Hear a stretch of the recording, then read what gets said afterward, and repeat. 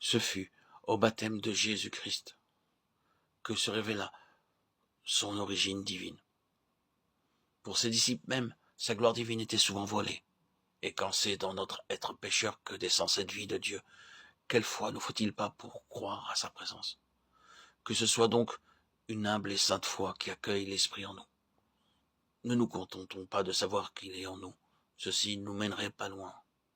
Prenons l'habitude, dans tout exercice religieux, de nous prosterner en silence devant Dieu, de reconnaître à l'Esprit sa place qui lui appartient, et de réprimer la volonté de la chair, toujours prompte à s'immiscer dans les choses de Dieu. Attendons-nous à l'Esprit avec recueillement, entrons dans le temple intérieur de notre cœur. Voyons que tout y soit soumis à l'Esprit et demandons au Père son action puissante. Quelque peu sensible que nous paraisse d'abord sa présence, continuons à croire qu'il est là. C'est par la foi qu'il faut saisir les dons de Dieu, avant de les recevoir en réalité. Aussi, sera-ce en continuant à croire à la présence de l'Esprit que nous en viendrons à savoir et à voir qu'il agit en nous. Impossible de connaître un fruit avant de le goûter, impossible de connaître la lumière à moins de s'en servir, ou de connaître une personne à moins d'avoir des rapports avec elle. Impossible aussi de connaître le Saint-Esprit à moins de le posséder et d'être possédé par lui.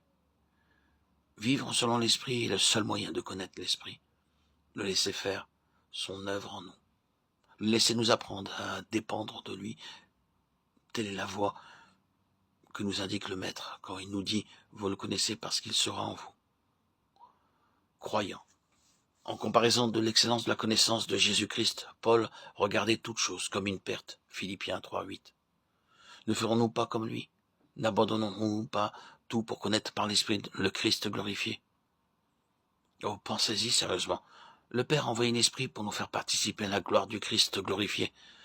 Ne renoncerons-nous pas à nous-mêmes pour le recevoir en nous, pour qu'il nous possède tout entier, pour apprendre à connaître celui qu'il nous faut seul connaître, le Fils et le Père? À l'instant même, abandonnons-nous entièrement à la direction de l'Esprit que le Fils nous a donné après l'avoir reçu du Père. Notre Père, toi qui nous as envoyés par Christ ton Saint-Esprit, daigne agréer par ma prière, daigne me faire connaître l'Esprit en m'accordant sa présence. Donne-moi accès au Saint-Esprit, Seigneur.